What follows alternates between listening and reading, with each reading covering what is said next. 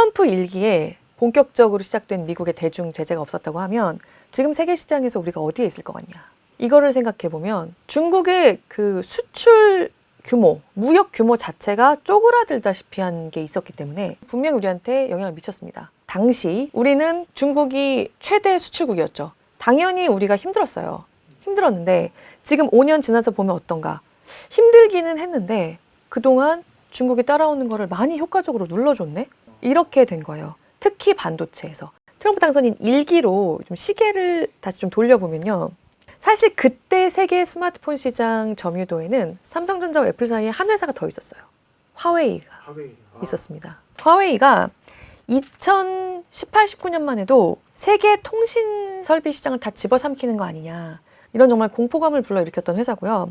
스마트폰에 있어서도 삼성전자를 바짝 추격하고 있는 중이었어요. 그런데 트럼프 정부 때 이 회사가 사정없이 코너에 몰렸죠.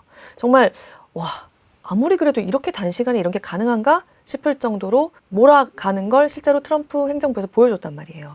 화웨이의 2019년 스마트폰 출하량 2억 4천만 대였습니다. 그런데 화웨이가 딱 2년 뒤인 2021년, 그러니까 바이든 행정부 원년에 스마트폰 출하량이 82%가 급감해요. 그런데 트럼프 당선인이 어떻게 이렇게 해서 그때 화웨이를 이렇게 눌렀냐. 일단 수출과 수입을 다 막아요. 미국뿐만 아니라 우방 국가들도 화웨이 장비는 쓰지 말아라. 그런데 정권이 바뀐 거죠.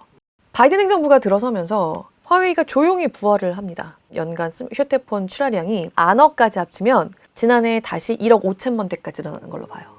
지금 3년 만에 다시 3배가 된 거예요. 바이든 행정부는 생각한 게 그거니까요.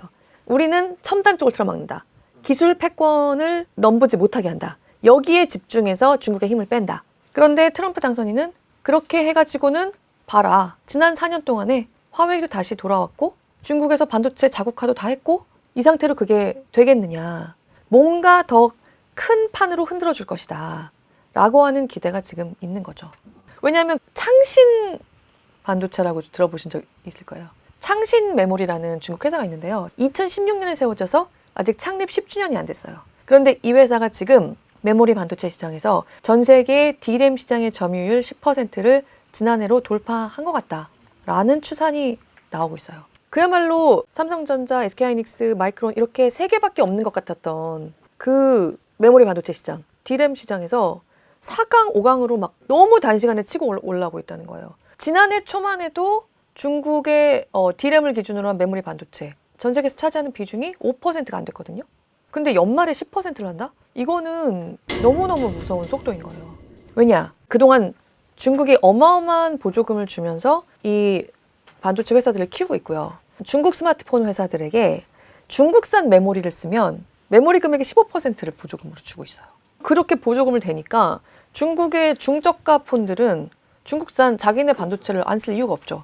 그야말로 자국화가 이뤄지고 있는 거예요. 과거에 생각했던 것보다는 굉장히 좁혀져 있는 상태라는 거죠. 그런데 트럼프 당선인이 들어와서 전반적으로 보편 관세든 혹은 보편 관세를 벼랑 끝까지 가져가서 중국과 도달하는 모종의 어떤 합의든 모종의 타결이든 중국 반도체들의 질주에 브레이크를 걸어줄 거다라고 하는 기대가 지금 있는 거죠. 트럼프가 판을 좀 흔들어주는 게 필요한 거네요. 그렇죠. 단기적으로는 우리가 좀 힘들다고 하더라도 장기적으로는 여기서 격차를 벌려놓고 우리의 위상을 공고히 해야 된다.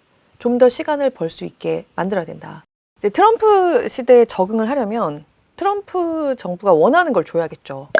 근데 그걸 주는 게 나의 이익을 극대화하거나 최소한 그래도 나도 이익을 보는 쪽으로 결론을 내야 된다. 이게 우리가 아마 트럼프 시대에 대처하는 자세가 될 텐데요. 이런 측면에서 트럼프 행정부 시기를 좀 기회로 이용해야 한다라고 하는 게 뭐가 있냐면 정말 한 20년 전으로 시계를 돌려보자 이거죠.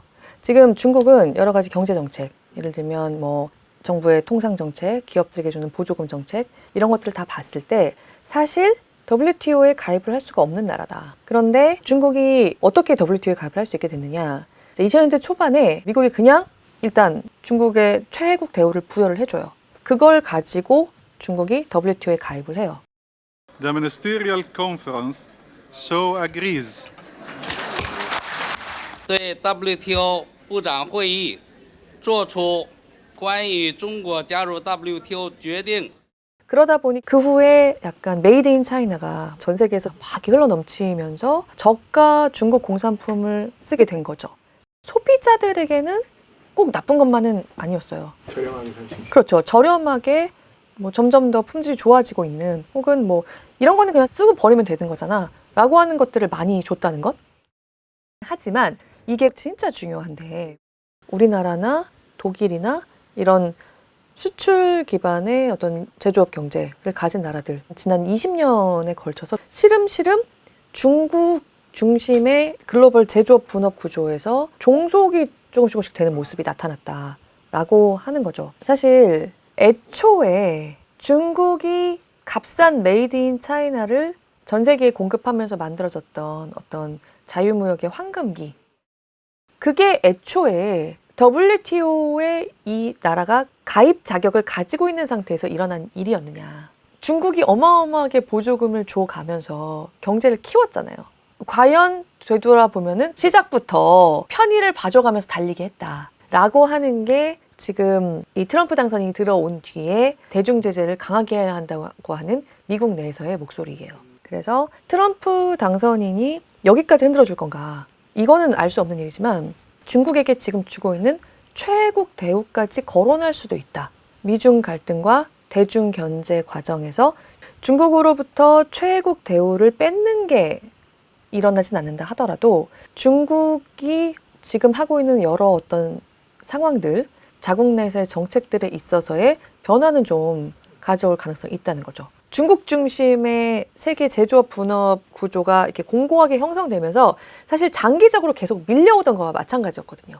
그래서 그 측면에서 우리나라에서도 트럼프 행정부 2기를 기회로 삼아야 된다고 생각하는 사람들은 지금 아니면 이제 기회가 없을 수 있다. 정말 강력하게 이 중국 중심의 전 세계 제조업 분업 체제를 흔들 수 있는 기회로 우리가 삼아야 된다라고 보는 거예요. 오늘 교양일을 부탁해는 여기까지입니다.